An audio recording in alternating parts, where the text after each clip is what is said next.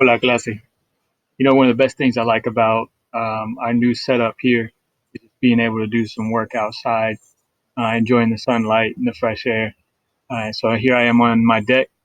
I kind of borrowed some of my kids' materials, and I'm going to use them today to take the subjunctive a little bit further.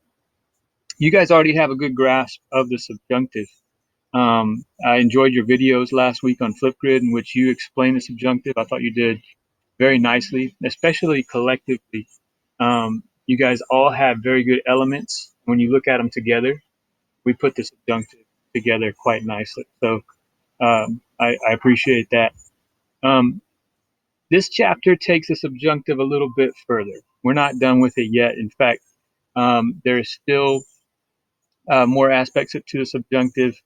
Um, than just what you've learned in terms of those stock phrases, expressing wish, expressing recommendations and suggestions. So we'll get into that a little bit further. What they're called nominal clauses. So what I wanted to do today is just kind of go deeper with what the book offers you in terms of adverbial clauses. Remember that a clause is a part of the sentence that can stand alone or not. And in the case of the subjunctive, it can never stand alone. Oh, subordinate.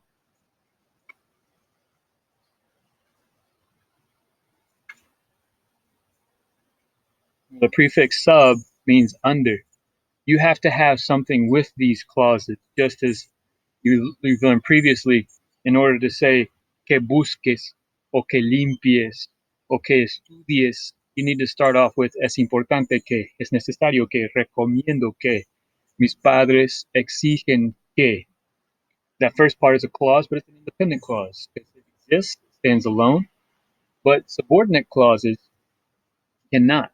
We use the subjunctive with subordinate clauses. So with these, we're going to use the subjunctive as well. But the connector is what changes. As you know from nominal clauses, all of those examples that I just gave you and which you've studied have que. The difference here is that we're now going to have an adverb that connects the independent clause and the dependent clause. Now these clauses work just like an adverb would. It's going to tell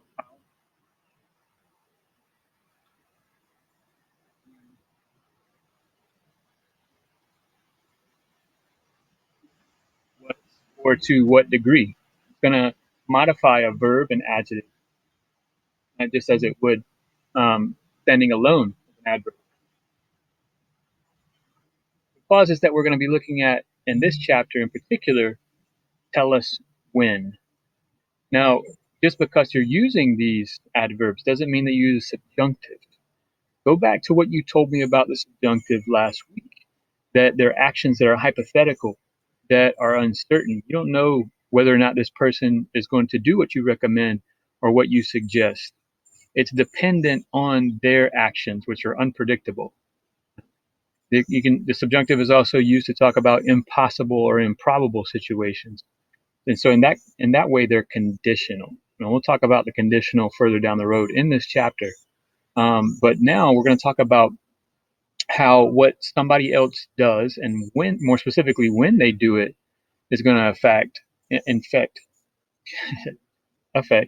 your own actions. Okay. So in just a minute, I'm going to give you examples of these clauses and explain when and why the subjunctive is used. I'm going to start with these two adverbial clauses. What do you notice right off the bat? They still have que. That que serves to introduce another subject. Now, I really hope that you wrote your sentences before you got to this point. I did that on purpose. These words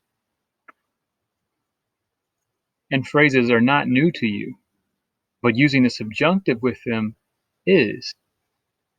So, of course, antes de means before, and para, in order to, so that. So, para que really is so that. That's another thing about these clauses is they're going to take a little different meaning sometimes than what you're used to. As a good reader, you should reflect on that.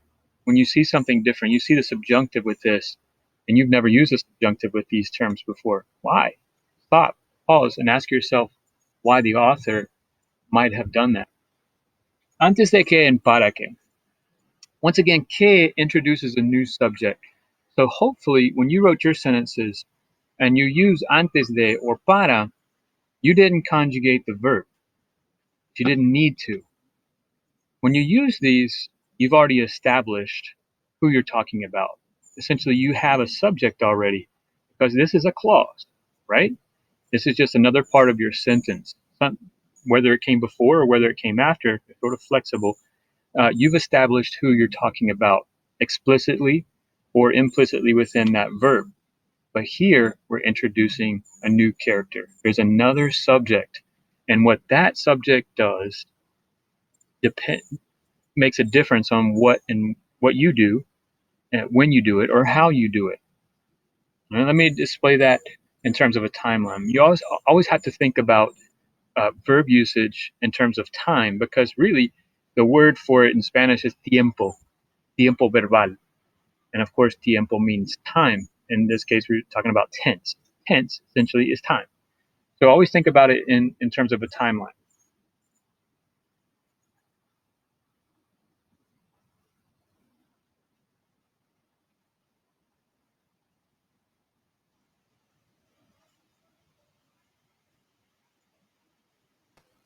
So here we have our timeline. And remember that we're talking about the present subjunctive. There's a past subjunctive, but we may not even get to that this year. It's the next chapter, but we'll just see. Um, so, and by the way, remember that these always use the subjunctive. So they're going to use the past subjunctive too. You have to really look for that and be consistent with your tenses. Why do we use the subjunctive with antes de que and para que? We've never used the subjunctive before. Well, these two clauses indicate a future action, and that's where the uncertainty comes into play.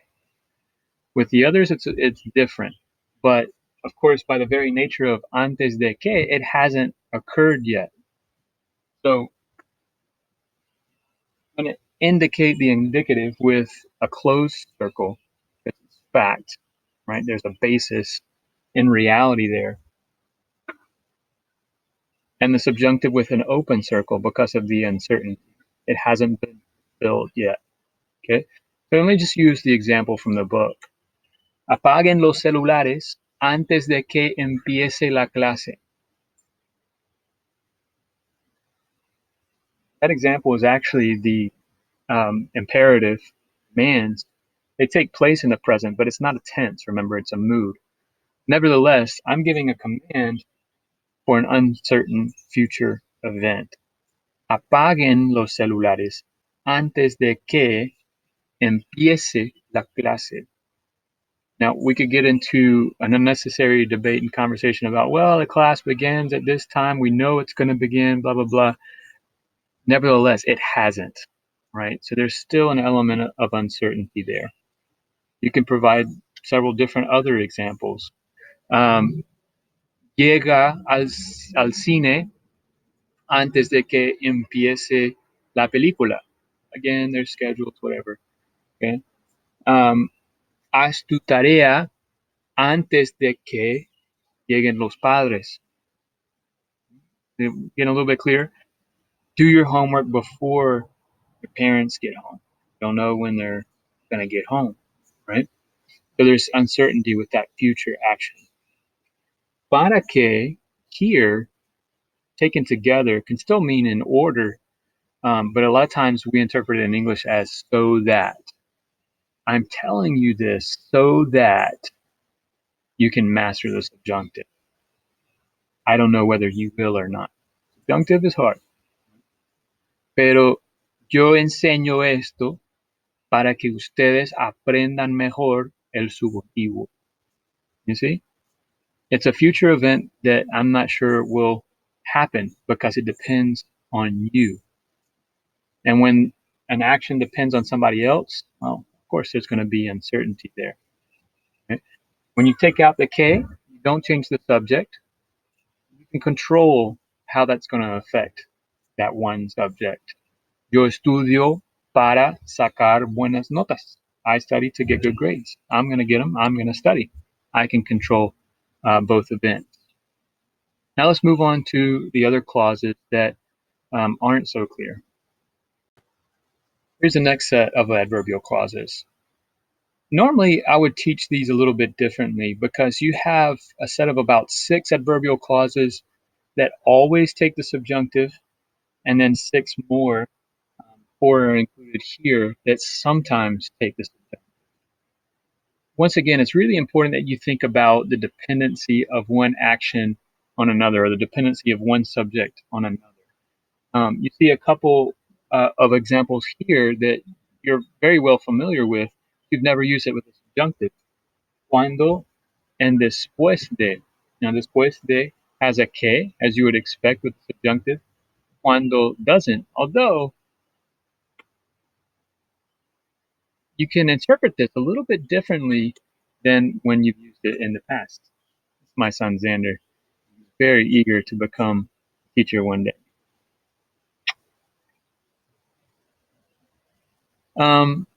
So anyway, this depends on somebody else.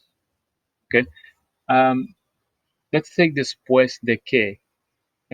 Before I move on to that, though, you're familiar with hasta que, right? Hasta is until, and these two are synonymous.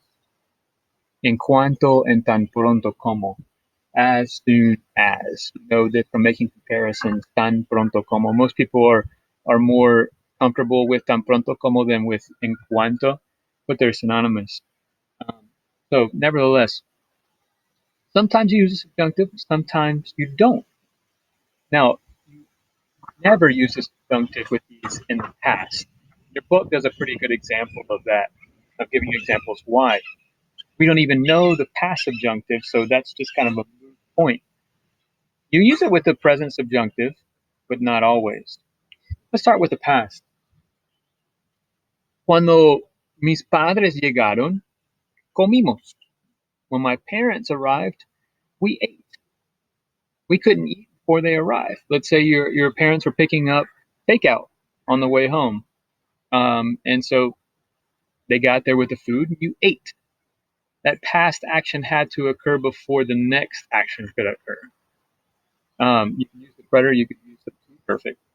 Después de que. Nosotros comimos después de que mis padres llegaron. We ate after my parents arrived. Once again, those are dependent actions. One has to happen before the other, and that's one of the rules of the preterite. That's sequential action. The first one has to occur.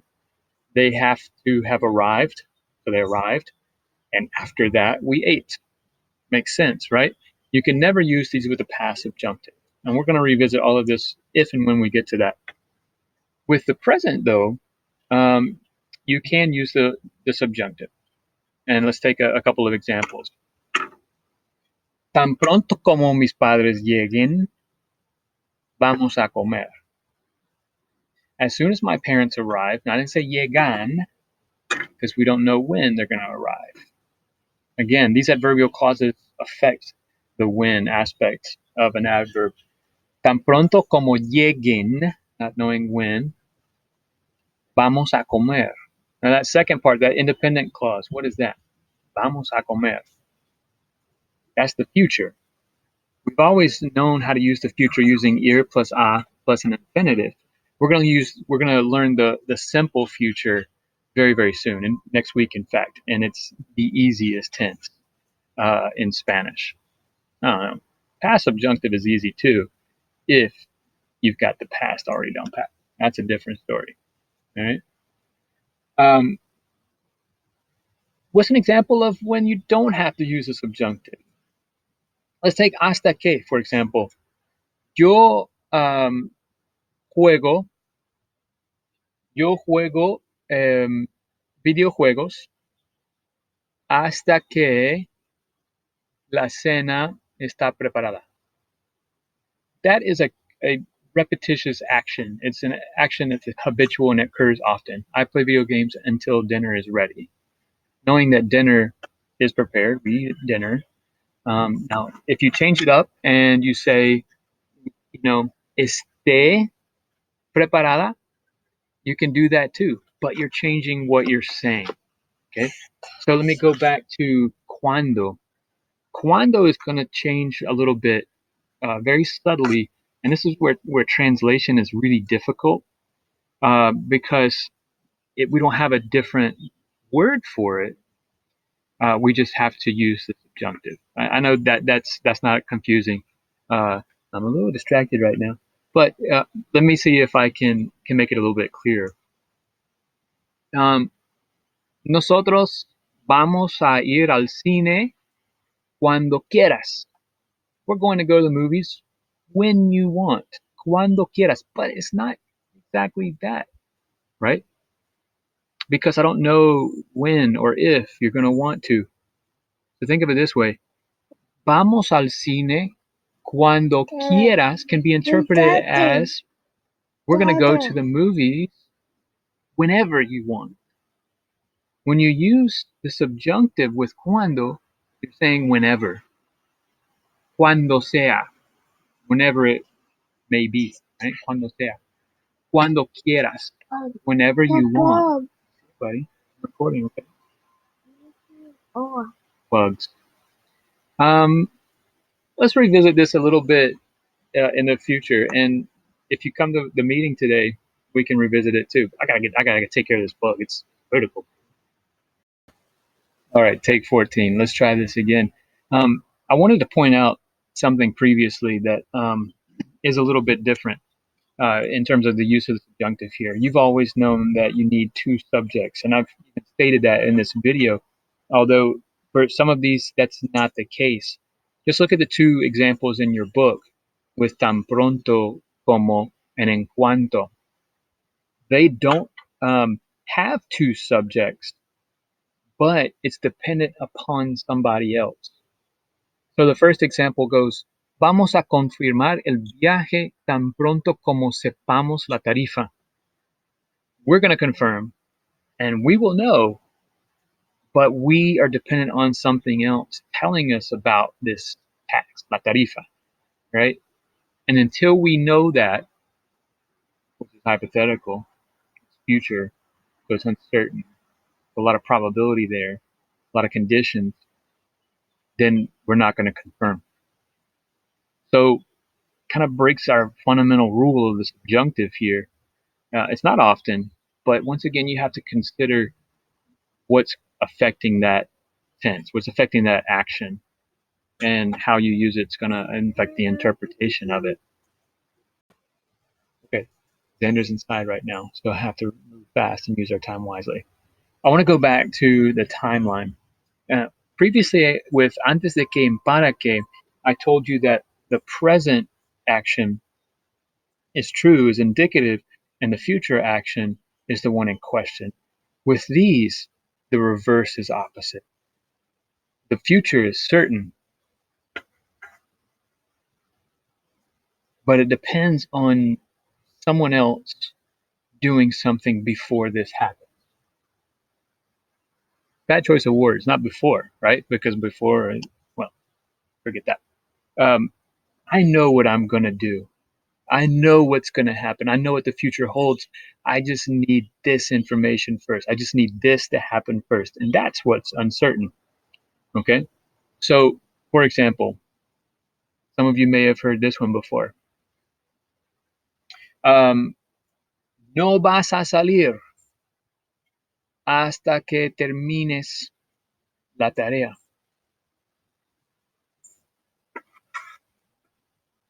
Your parents are essentially giving you a condition, right? You're not going to do this. We're not going to give you these privileges until this happens. You got some homework to do. You got to clean your room. You got to do X, Y, and Z. And then you'll get what you want. The future is assured as long as certain conditions are met. Okay? As soon as I know the truth, as soon as I know the truth, then this will happen. As soon as I find out from somebody else, I'll tell you. I will tell you. I promise. This is true. I just need something before that. Okay? Vamos al cine cuando quieras. Whenever your present desire catches up, then we'll do the future event. We'll go to the movies as soon as you want to, whenever you want to. We're going to do this. The future is assured. I just need some more assurances before we get there. I hope that makes sense. Again, we're going to hold a Google Meets a Google Meet session today at 3 o'clock. If you have questions or concerns about this, I know it's not easy. Hey, this is just the first day. All right, we're going to practice with it. We're going to come back to it. I'm going to see if I can find some resources for you and put them out there. But hopefully this helped a little bit beyond just the explanations that they gave in your book. All right. Hopefully I'll see you today at 3.